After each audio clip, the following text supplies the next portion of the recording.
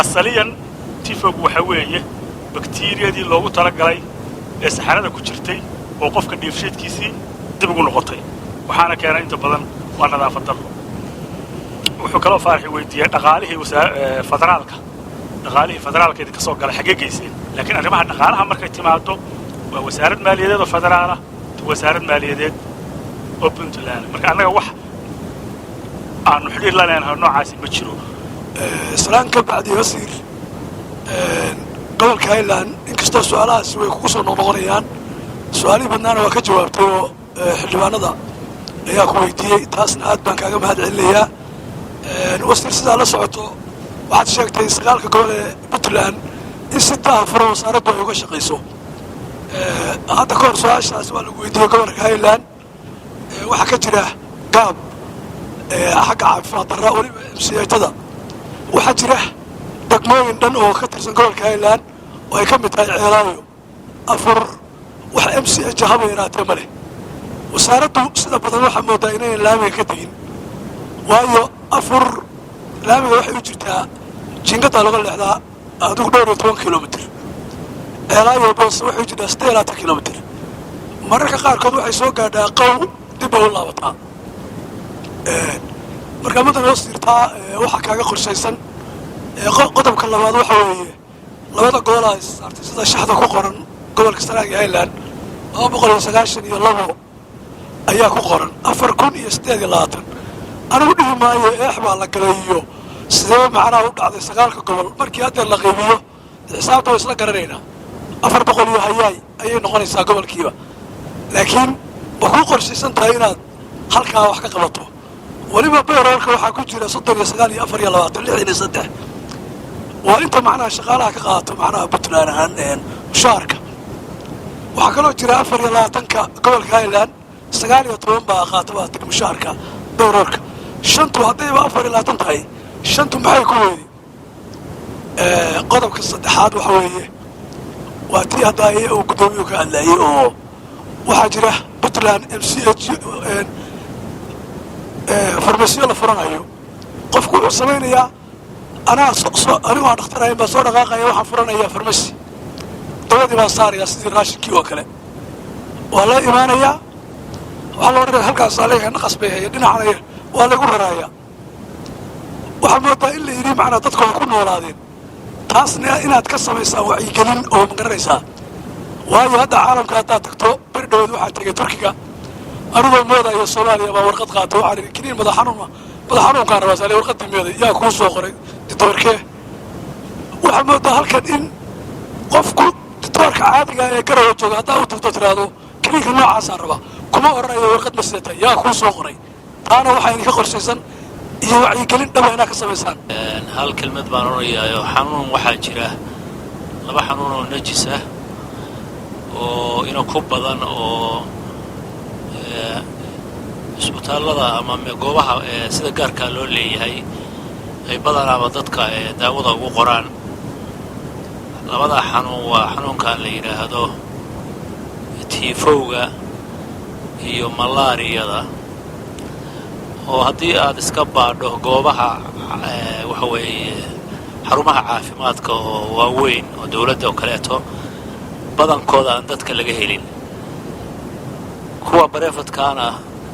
daawada ugu badan labada xanuun bay ku socotaa marka maxaa information ka haysaa bal labada xanuun haddii aynu meel kale aadno ama waddan ka baxno labada xanuun layna kuma sheego su-aasha labaad waxay tahay xanuunkii koronaha oo ilaahayna ka saaray hadda waxaa jiray dhaqaalayna ka soo galay dawladda dhexe oo federaalka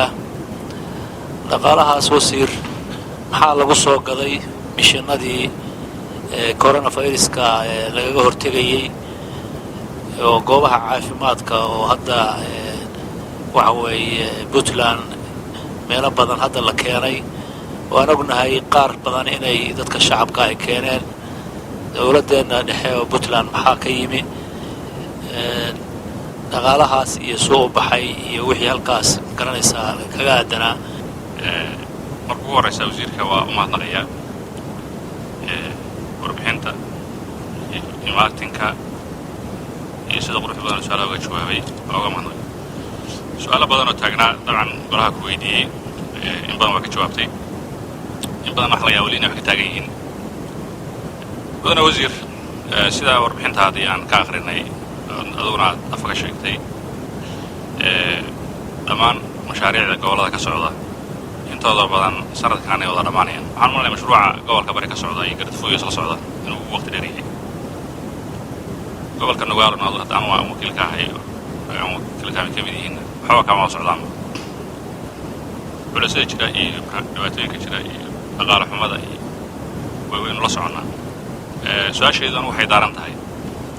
dabcan wasaaradda caafimaadku wasaarad mar walba u diyaarsan inay qorshayaasheeda xilli hore diyaarsato xilli horena dhaqaale raadiso baan ku aqaanaa dabcan su-aashaydu waxay tahay waxaa jira qorshaha horumarinta wasaaradda caafimaadka oo fayskii labaad u dhammaaday sanadkii hore HSB1 baa jiray HSB2na wuxuu dhammaaday wuxuu ahaa 2017 ma maqal HSB3 ama qorshihii caafimaadka horumarinta caafimaadka oo deeq-bixiyayaasha iyo cid kastoo caafimaadka ka qayb qaadanaysa fayska saddexaad looma gudbin haddii aa u gudubteena dabcan ugu war badan kama hayno idinka noo sheegaya qorshahaas wuxuu asaas u yahay dhammaan wixii mashaariic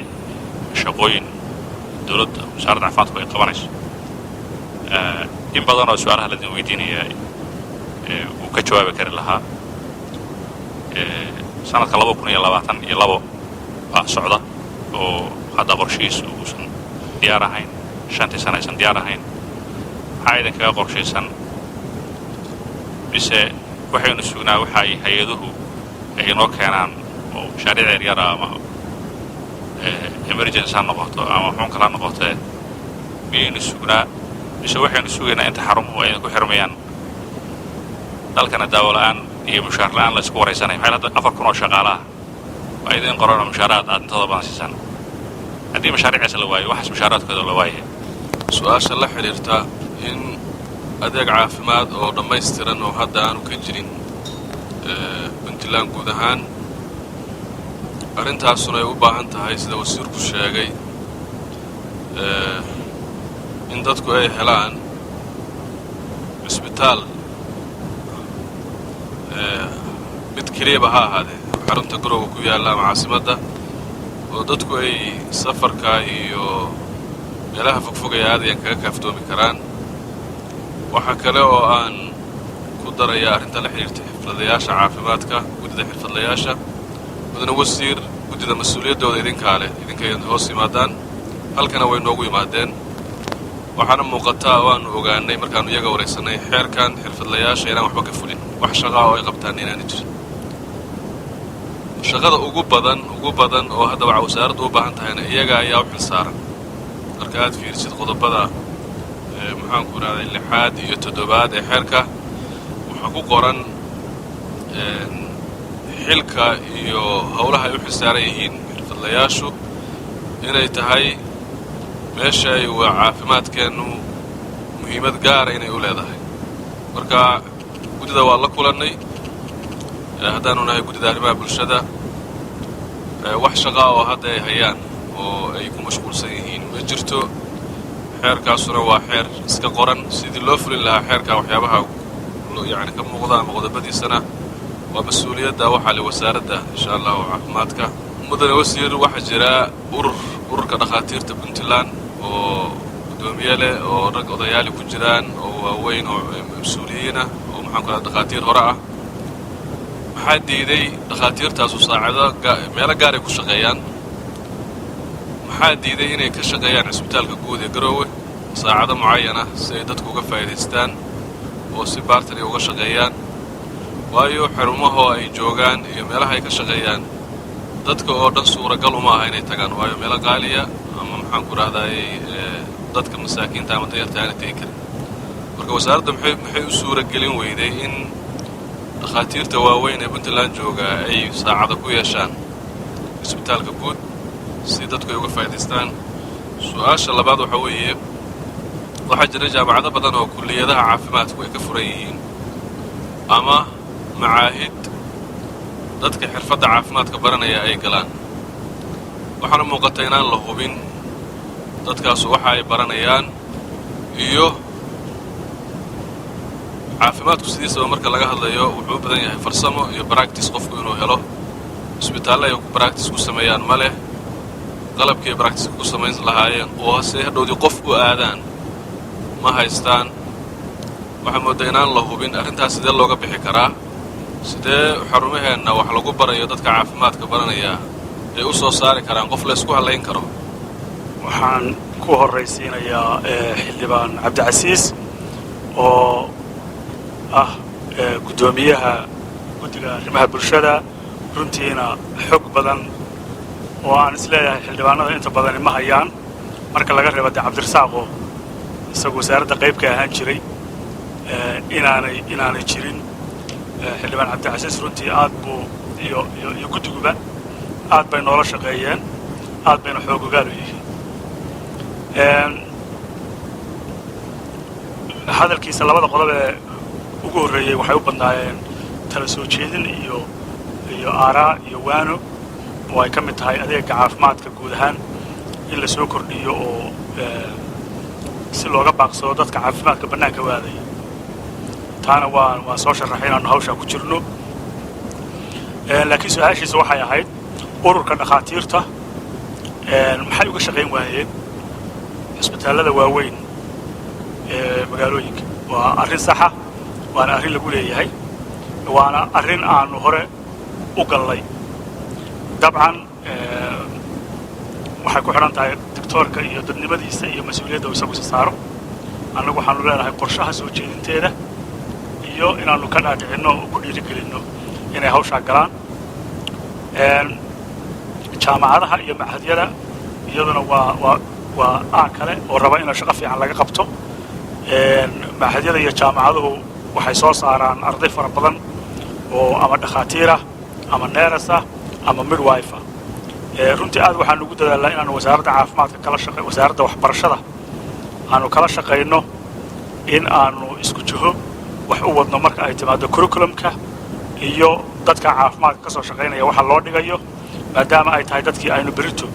dadkeenna ku aamini lahayn iyo hooyooyinkeen xildhibaan faarax wuxuu igu yidhi dadka maxaa tifow iyo malaria laga helaa mar kasta maxaa labadaa xanuun maxaa soo celceliya marka meelaha brivatka la tago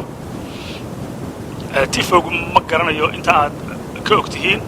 laakiin tifowgu waa xanuun caalamka ka jira wuxuuna u badan yahay waddamada soo koraya waxaana inta badan keena biyaha wasakhaysan ee aynu cabbayno ama cuntada aynu cunayno nadaafaddeeda ama qofka laftiisa cuntada cunaya gacmihiisa nadaafaddooda asaliyan tifowgu waxaa weeye baktiiriyadii loogu tala galay ee saxarada ku jirtay oo qofka dheefsheedkiisii dib ugu noqotay waxaana keena inta badan waa nadaafad darro dabcan waa aanaynu u nahay marka la eego nadaafadaheenna iyo musqulaha iyo waddanka biyaha la cabaya marka la eego in dadka tifow laga helo wax ma aha runtii qariiba ma aha ma odhan karo aniga hadda dhakhaatiirtu khalad bay sameeyeen oo dee taas waxaa weeye baadhis bay u baahan tahay oo nin dhakhtarahoo wax diagnoos gareeyey dabcan wuxuu u haystaa riisankiisa laakiin waxaan ogahay tifowgu inuu aynu ka mid nahay meelaha aadka ugu badan yahay iyo dabcan dee malaariyaduba wuxuu kaloo faaraxi weydiiyey dhaqaalihii federaalka idinka soo galay xaggee geyseen wixii wasaaradda caafimaadka naga dhexeeya agaba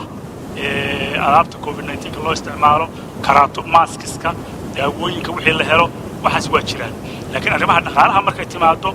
waa wasaarad maaliyadeed oo federaalah wasaarad maaliyadeed oo puntland marka annaga wax aanu xidhiir la leenahay noocaasi ma jiro wixii aanu hellana waa ka sheekeeyey mawduucii hore aan uga sheekeeyey oo xildhibaan waxay weydiiyey fu'aad wixii aanu ka hellay wasaaradda maaliyadda ee puntland